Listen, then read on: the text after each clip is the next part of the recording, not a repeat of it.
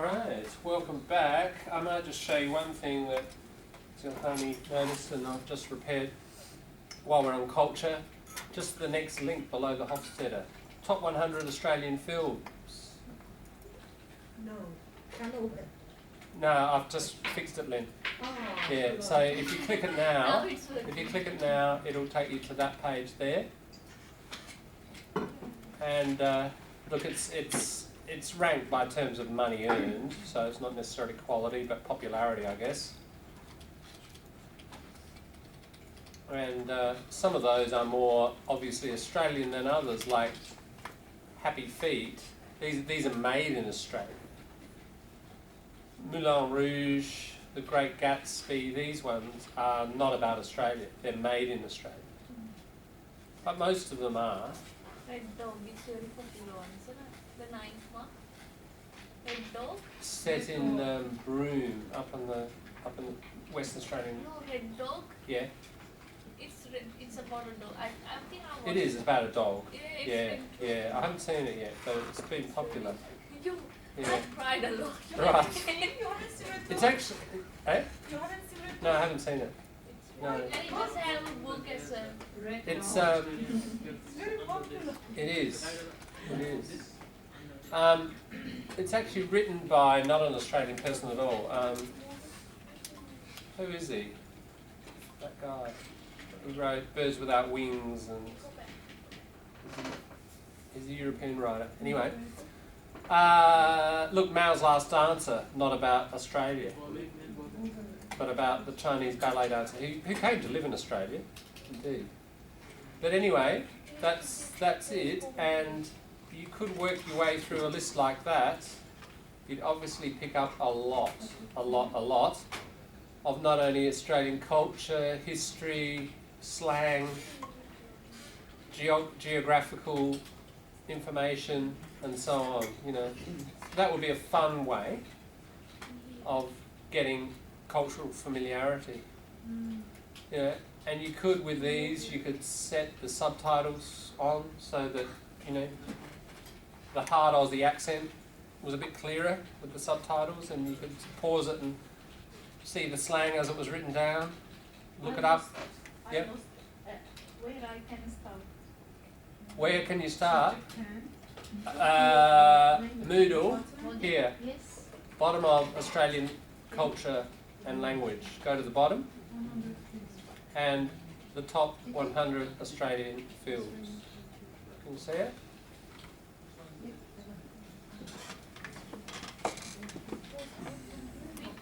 Just the bottom of the culture section. Second to bottom.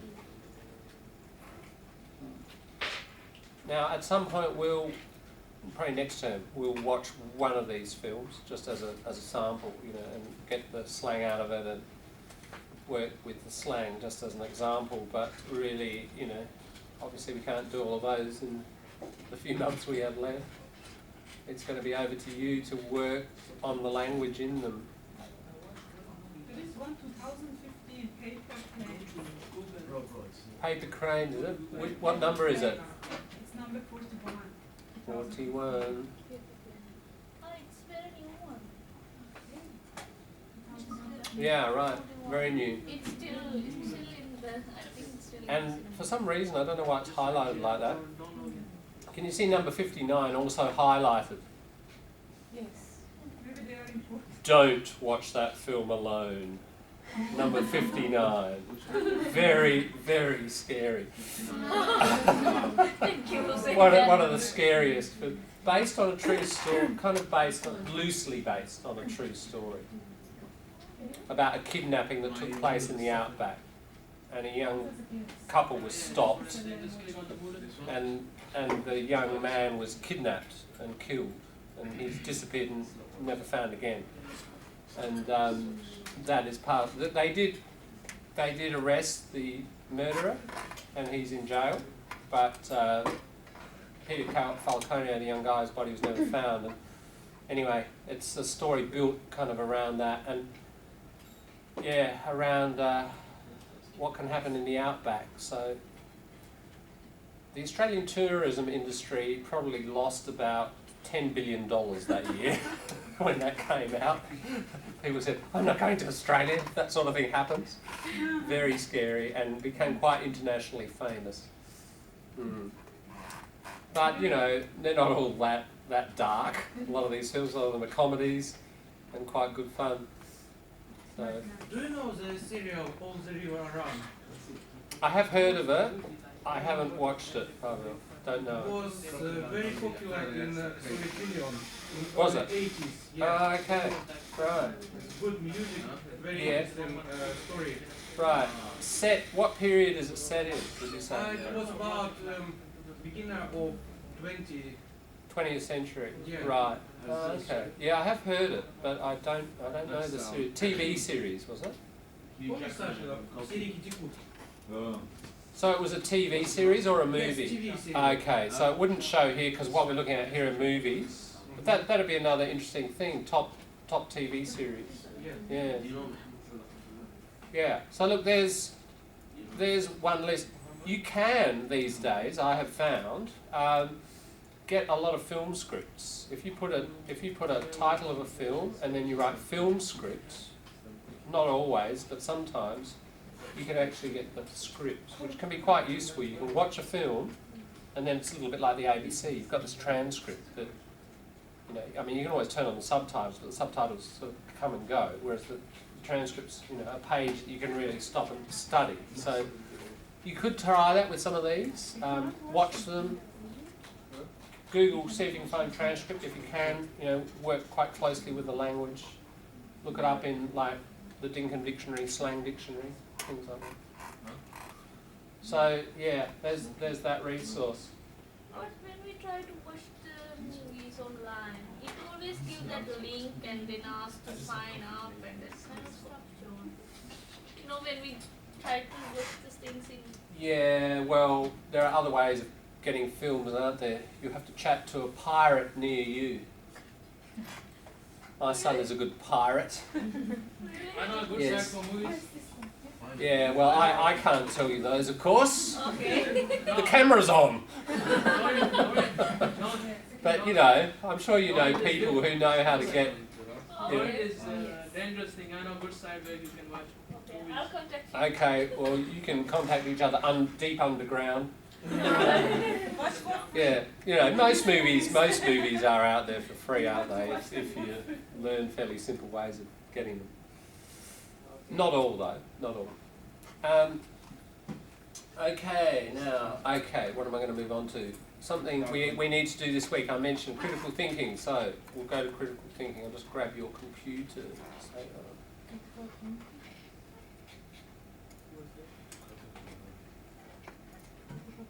There we go. Yep. And critical thinking. There. Now, let me talk a little bit about critical thinking. But why are we doing critical thinking in the course? Because, okay, this term we do argument. You could write a perfect essay in terms of language. Not one comma, not one preposition error, beautiful vocabulary, and it could fail. Couldn't it? Because your evidence wasn't presented fairly or objectively, or you used low quality sources with low ethos. Remember that idea of ethos, credibility? Or your argument wasn't logical because you had a major problem with a particular bit of logic. All right? And those problems with logic, we'll use this word until you're sick of it, a fallacy. You can see the word false or fail, fallacy. A fallacy is a logical error. And there are lots of different kinds of fallacies. There's lots of ways we can get something wrong. There's usually only one way we can get something right, unfortunately. Lots of ways we can get things wrong. And it's useful to study how we can get things wrong, because that would train you to avoid those problems. So the point is, you can have fallacies all through your essay and, be native speaker-like in your language, and whether you're handing it to me or whether you're handing it to an economics lecture or whether you're handing it to your boss. You know, it's a report on the company's direction in the future, and it's got logical errors in it, beautiful language. That's a problem. So in other words, writing anything, whether it's a report, essay, whatever, giving a presentation, if you've got issues with logic and the rules of evidence, then you've got a problem. So writing, communicating, is about language, but it's also about getting the ideas strong and following the rules of evidence. And the rules aren't just cultural rules, they emerge logically out of really the scientific tradition. You know, it dictates certain methods need to be followed. So where can we find kind of outlines of those? You'll see them here. I mean, there's quite a lot on this site, but to begin, see that number 3? Nizkor. Nizkor is a Hebrew word, isn't it, Alex? Does that mean anything? Nizkor? Yeah. What does it mean? We will remember. Ah, right. Okay. Yeah, because I think people set this up to sort of, you know, there's a lot of fallacies in history, isn't it? And people distort history, and I think the people who set this up were sort of trying to prevent that from happening. You know, lies, distortions. So using critical thinking, we get rid of that. We preserve the truth of history. So here are some. Now we're not going to cover all of these, but there's a reasonable list. And it's the one I've got a few lists here of fallacies, but I'm going to go fairly quickly this week through a lot of fallacies. And if you feel you're getting lost, then most of the fallacies I'm going to cover are mentioned here. And if you want to know more about them, let's take one like appeal to tradition. There's an explanation, and then some examples. Okay. Look at number 3. Often just straight, you can just often go straight to the example, and you read a few examples and you get the idea. And you might find you don't need to read all this explanation. Let's have a look at number 3. Of course, this mode, this form of government is the best. We've had this government for over 200 years and no one's talked about changing it in all that time. So it's got to be good. Fair argument? Nancy, you're shaking your head. Why not? I mean, it's not from the evidence or from the research. It's just his opinion. Yeah. And it's a particular kind of justification, isn't it? We've always done it this way, or we've done it for a long time, therefore it's what we should keep doing. Now, we were just looking at culture, and there was that dimension about respecting, you know, previous culture. And a lot of cultures and people within cultures say, look, this is the way it's done. My family's done it, my family before that, my family before that, and, you know, fathers, this is how we did it, you do it. You know, heard that before? And it's not we should do this because, and then there are various reasons given that this will create the greatest good for the greatest number of people, that kind of more evidence-based argument. It's just, that's the way we do it. That's how we've always done it. You heard these arguments before? It's pretty common. Most of these fallacies are pretty common. They're out there. They're swimming around everywhere. They're in newspapers. They're in coffee conversations. People argue over the kitchen table. Fallacies everywhere. Even in some academic arguments, you know. Generally, as you go up the academic tree, you tend to get less because people are more scientifically trained. But even there, you can still encounter them. And so, depending on your experience, how much academic thinking, writing, training you've had, you might already be fairly well trained in avoiding these. And you may just sort of instinctively and unconsciously avoid these because you've realised they're problematic. What what our training here will do is help you give a name, at least in English, to some of those kind of errors. So that sort of thing is called an appeal to tradition. An appeal means you're calling. You're calling on somebody to help you. You know, you're drowning. You appeal to somebody. Help, help. You call out. And you call out to this particular kind of argument to come and help you. But it doesn't work. Because, as you say, Nancy, not based on evidence, is it? So these are the sort of things that we're going to explore and look at. And we're going to go through, here's the list. It's not 40 something, but it's pretty bloody long. Have a look at that list.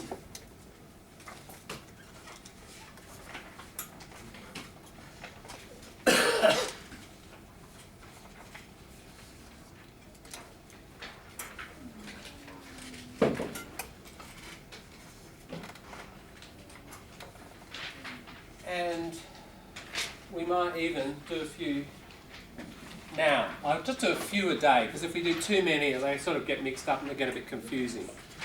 But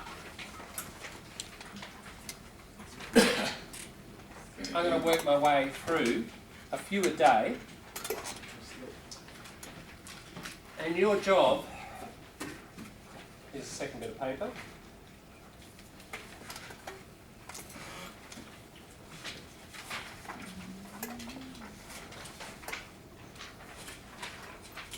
I've got several conversations or little statements on this next sheet. And each one of those has a logical error in it, has a fallacy, but they're all slightly different types. Your job is going to be, try to do it without looking and using these websites. Your job is going to be discussing in class, you won't need to do this alone, thanks, which particular fallacy is being committed in each particular comment. So let's start with, we'll just start at the top of the list. And I won't do it exactly in order, but we'll start with the kind of easier and more obvious ones, and you start to get the idea. Okay?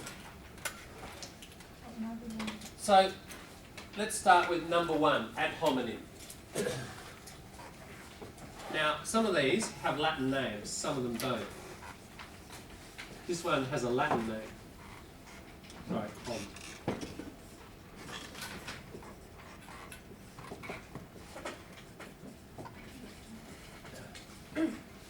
So, as you may know, in English and in Latin, our species, we're Homo sapiens, aren't we? Homo, human, and even the word human, homo, it's related. Interestingly, that origin of that word, hume, means earth. Yeah, so back in Proto-Indo-European, human meant the thing on the earth, as opposed to the gods. Yeah, so, and today we have this word still in English, humus. And you can see it there. Humus is, you know, soil that's very rich and got a lot of organic material in it. That's humus. So these words are all related. It's about being on the earth. But so homo equals man. So if we look here, ad, just change the d to a t, unvoice it, we get at. At the man, at the person. So here's the logical error. Tony Abbott says, we need more border protection. And I say, oh, bloody Tony Abbott, he's got such big ears, what an idiot. You know, that's just attacking some aspect of the person, isn't it? Oh, look at the silly way he walks. Everyone comments on Tony Abbott's walk, you know. What a dumb idiot. Fancy having a border protection program like that. You know, I'm not going to vote for anybody who walks like that. They're not connected, are they? I mean, we have to look at his argument for border protection, and we might agree or we might disagree, but we're not looking at the argument and the evidence, we're attacking the person. I mean, I'm making a really obvious one, and people do more subtle ones than that, but I'm trying to make a really obvious one so you can see the issue. Right? So when you attack the person and not the argument, you're committing a logical error. now look at the collocation. You don't do a fallacy, you commit. You can't make a fallacy, you commit it. It's like a crime. It's like a logical crime. You commit a crime, don't you? You don't do a crime or make a crime. You commit a crime. You commit a fallacy. Okay, so there's number one. I'll jump down to, we'll just do some easy ones. Number 7. Anecdotal evidence. What is an anecdote? You might know that word. Joke. Joke. It can be a joke. It can be a joke. Short story. Yeah, a short story, and it can be funny, it can be a joke, but it could be serious. But there's something about that story. Is it untrue or true? Untrue. Anecdotes have to be true. That's the definition of an anecdote. It's a story you're telling that has happened. Okay, so anecdotal evidence. Now, if we look at our list, I'm just back at the News Corps. I don't think that one's on this list. So if you find they're not on the list and you want more, let's just go back. There are a few different, see the different fallacies here? We could look at this one and we'll just see.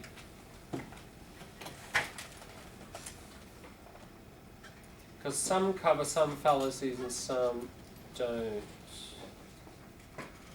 This got slippery slope, weak analogy. I don't know if that's an alphabetical order. Oh yeah, anecdote. There's ad hominem.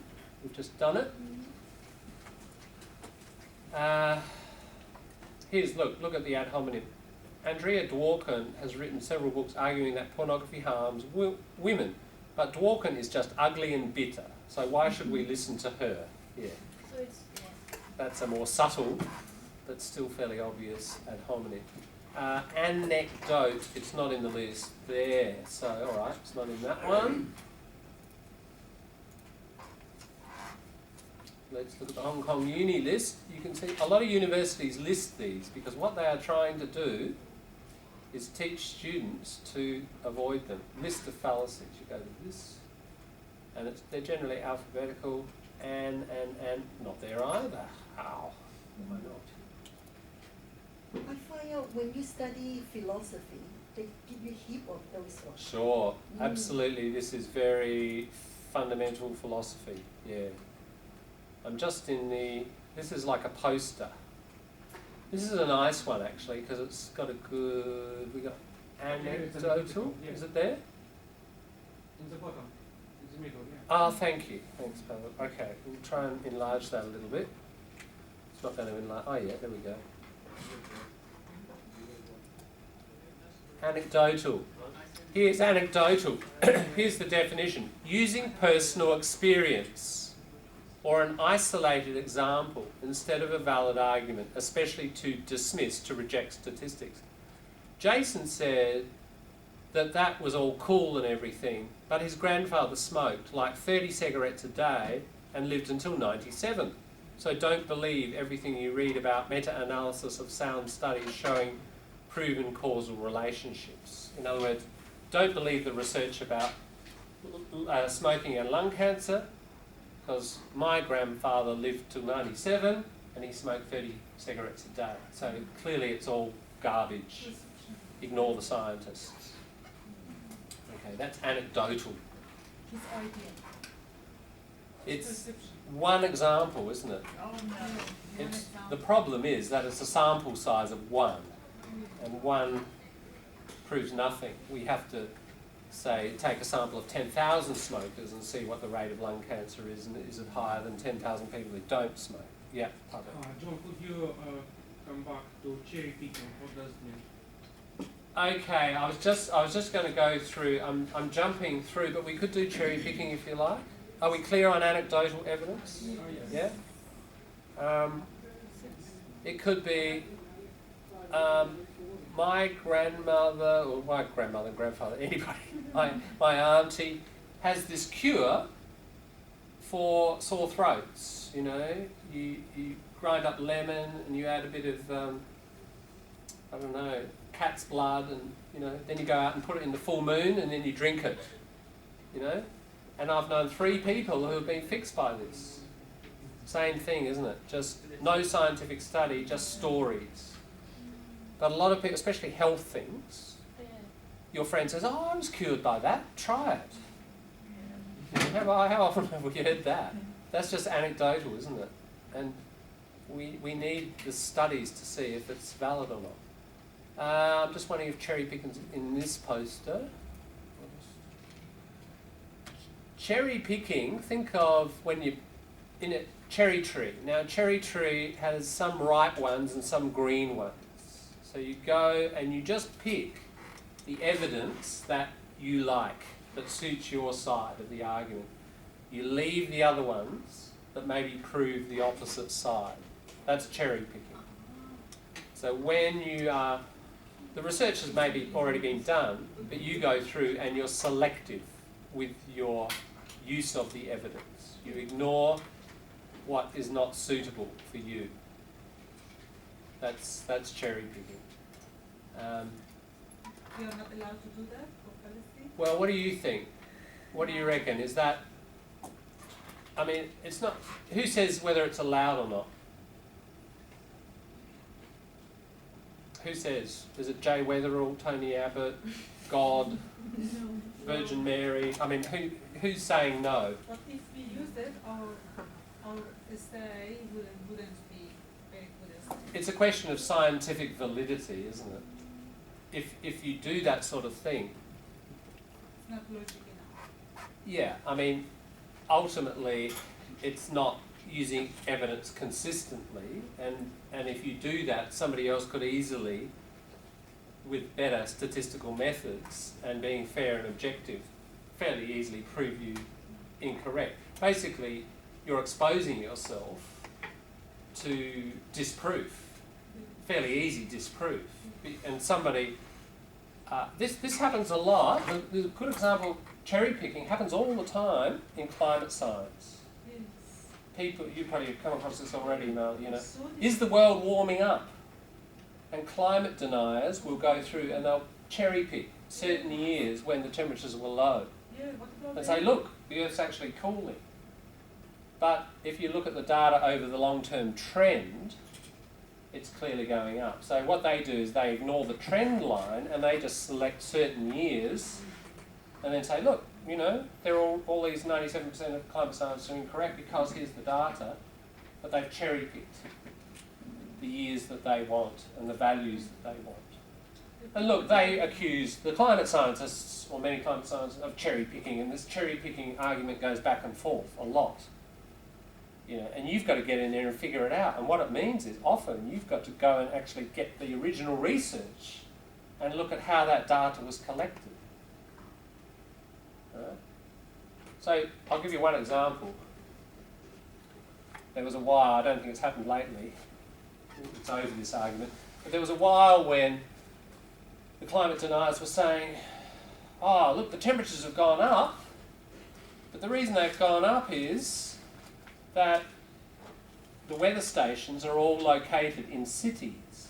Most of them are, it's true. And as people build buildings around cities, buildings hold more heat.